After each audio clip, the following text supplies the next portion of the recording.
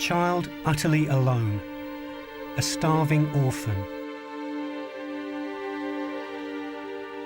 He's delirious with hunger.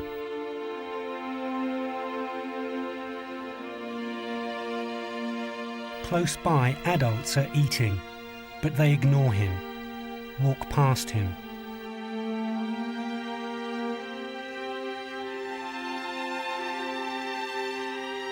What kind of country could allow this to happen, could so abandon its children?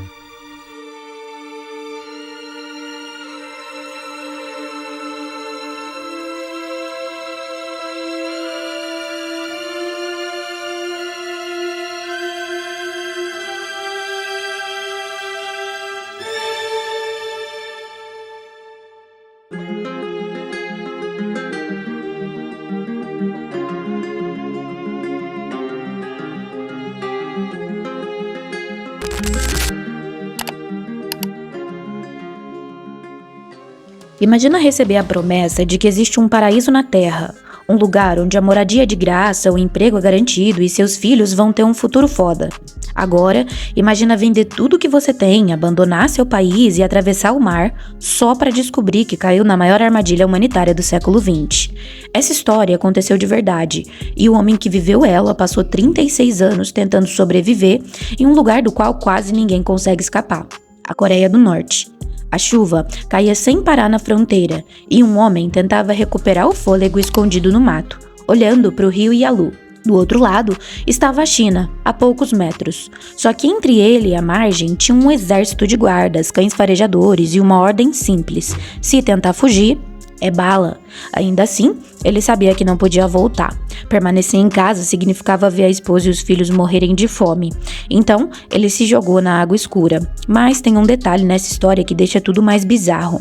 Esse cara não nasceu na Coreia do Norte. Ele nasceu no Japão. No vídeo de hoje, a gente vai conhecer a história real de Masashi Ishikawa, um menino que foi com seus pais, que acreditaram em uma promessa e descobriram da pior forma o preço de viver em um lugar onde a liberdade deixa de existir. Porque às vezes, as prisões mais perigosas são construídas com esperança.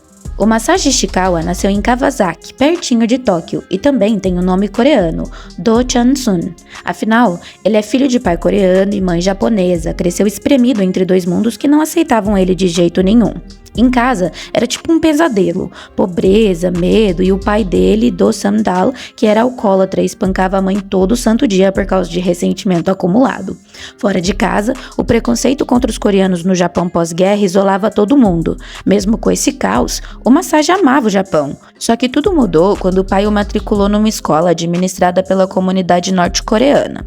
Ali, os professores repetiam todo dia que a Coreia do Norte era um país próspero, sem fome, um verdadeiro paraíso socialista. Era pura propaganda política, e na época, o Japão passava por uma crise brava que atingia em cheio os imigrantes pobres. Foi aí que apareceu o que chamavam de projeto de repatriação, onde organizações pró-Coreia do Norte, o governo japonês e a Cruz Vermelha se juntaram para incentivar as famílias a retornarem para a pátria.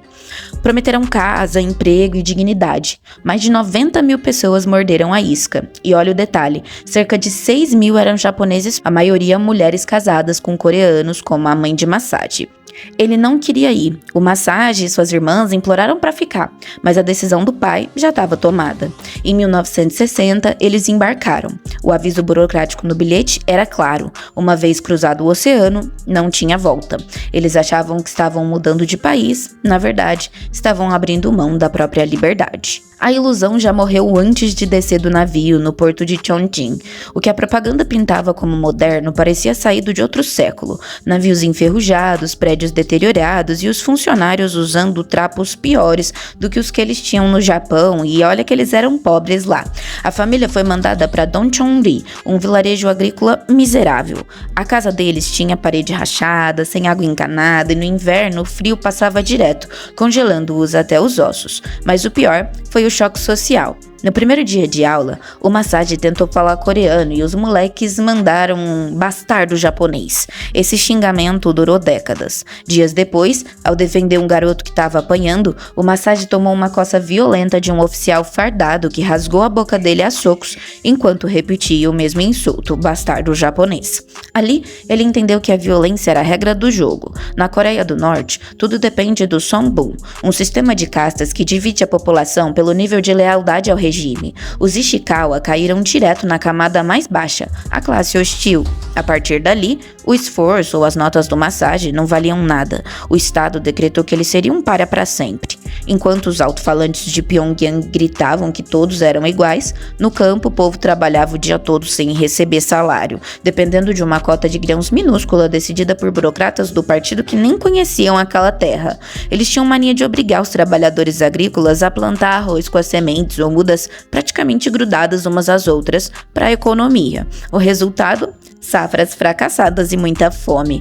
A mãe do Massage, proibida de ter emprego formal por ser japonês e não falar a língua, passava os dias subindo montanhas atrás de mato e cogumelos para os filhos não morrerem de fome. Sobreviver virou ocupação em tempo integral. E sob o olhar dos retratos de Kim Il-sung em cada parede, o Massage percebeu a verdade mais sombria daquele lugar. O governo não controlava só a comida, ele controlava a própria realidade dos norte-coreanos. A dinastia Kim é vista como a grande esperança daquele povo. Eles os veem como deuses, literalmente. Enfim, nos anos 90, o que era ruim virou um inferno completo. Uma crise de fome brutal, chamada de Árdua Marcha, atingiu a Coreia do Norte. O Massage viu vizinhos sumindo da noite pro dia, pessoas desabando nas ruas e cadáveres virando rotina. Quando ele percebeu que sua esposa e filhos mal tinham forças para levantar da cama por pura desnutrição, ele sacou que ficar ali era esperar a morte chegar. Foi aí que ele tomou essa decisão insana e corajosa, né? Fugir sozinho, cruzar o rio e a lua até a China e de lá conseguir ajuda para resgatar a família. Naquela noite de tempestade em 96, que eu contei para vocês no começo, ele se jogou na água correnteza abaixo, quase morreu afogado, quase levou um tiro, mas por puro milagre conseguiu pisar em solo chinês e foi ajudado por pessoas lá porque ele se machucou. Deu o que fazer na real para ele conseguir escapar de verdade, ele teve muita ajuda porque não era fácil escapar de lá e mesmo tendo ido para a China, os agentes norte-coreanos tinham poder para pegá-lo a qualquer momento na fronteira. Ele definitivamente não estava seguro. Só que a liberdade teve um preço maldito e doloroso demais. O Massage conseguiu sim voltar para o Japão com o apoio das autoridades, mas a promessa que ele fez para a esposa de voltar para buscá-los virou um pesadelo sem fim. A engrenagem do regime norte-coreano é implacável. Muitos dos membros da família dele faleceram em condições miseráveis, enquanto notícias sobre outros nunca foram obtidas. Ele nunca conseguiu ajudar ninguém. Até hoje, ele vive com a culpa e o fantasma de não saber o destino real de quem ele mais amava. A história do Massage, que ele jogou no mundo no livro A River in Darkness, desmonta qualquer romantização sobre esse regime. Mostra que o pior tipo de prisão é aquela que se disfarça de paraíso e te desarma usando a sua própria esperança. Enfim, povo, essa é a pancada de hoje. Se curtiu essa análise direta e real, mete o dedo aí no like, comenta o que você achou dessa loucura e se inscreve aí, galera. Eu de bônus. Oi, gente. Hoje eu tô aqui do lado de fora da minha casa pra gravar pra vocês, dar os meus 5 minutinhos de opinião, né? Aqui. Eu vou mostrar pra vocês o livro da vez que eu utilizei pra fazer esse roteiro. Aqui. A River in Darkness, ou Um Rio na Escuridão, a história de um homem que escapa da Coreia do Norte. Esse livro é muito, muito, muito legal, gostei muito de ter a experiência de ler ele. Eu já falo pra vocês, eu tô aqui fora, então pode ser que tenha ruído, mas eu vou tentar tirar o máximo que eu conseguir. Foi um livro que eu gostei muito, muito, muito, muito, só que é muito triste. De verdade mesmo, a história do Massage é muito, muito triste. Ela termina triste, não é uma história feliz e que mostra realmente o peso da realidade. História que fala pra gente muito dessa questão de que Por mais que a gente tente fazer as melhores escolhas, pode ser que as coisas nem sempre terminem do jeito que a gente quer. E no caso da história dele, é muito triste porque, tipo, ele não tinha escolha. O pai dele fez uma merda, a mãe dele também fez uma escolha de merda, e ele teve que aguentar isso pro resto da vida dele, né? É uma consequência que ele carrega até hoje. Acho que agora ele tem 80 e poucos anos, e é algo que ele carrega até hoje, né?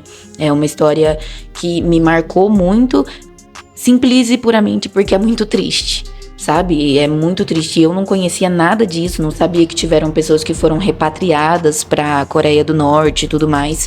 Então é uma história que, além de ser muito nova pra mim, me chocou muito de saber que tanta gente passa isso.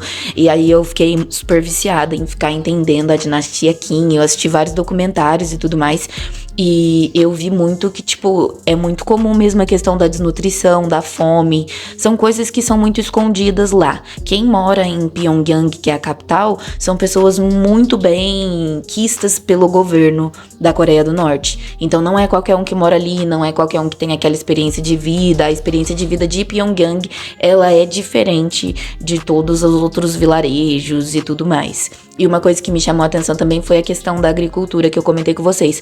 Os soldados fazem as pessoas plantar os grãos de arroz juntos, colados, né? Colado um no outro, e isso faz com que o crescimento seja péssimo e aí não dê grãos suficientes. Então, tipo assim, até nisso o governo tá envolvido em deixar o próprio povo morrer de fome. Pra finalizar, eu gostaria de dizer que eu acabei demorando pra postar muito esse vídeo, porque eu até deixei lá nos posts, porque aconteceu uma coisa muito chata na minha vida pessoal, que é o meu cunhado ter sofrido um acidente de moto. Ele chama Juliana, um calvão.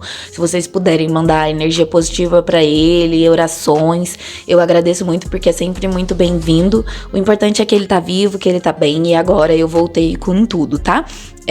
Eu vou postar toda sexta-feira, vão ser vídeos um pouquinho menores, mas eu vou postar toda sexta-feira e vai dar tudo certo. Então aí a gente vai fazendo assim. Eu espero que vocês tenham gostado desse vídeo. Curte, comenta e compartilha se você puder. E se inscreve aí no canal, como eu disse, pra ajudar esse canal pequenininho a ficar um pouquinho maior. Tamo junto sempre, é isso aí. E semana que vem, sexta-feira, tô aqui de novo com vocês. Um beijo.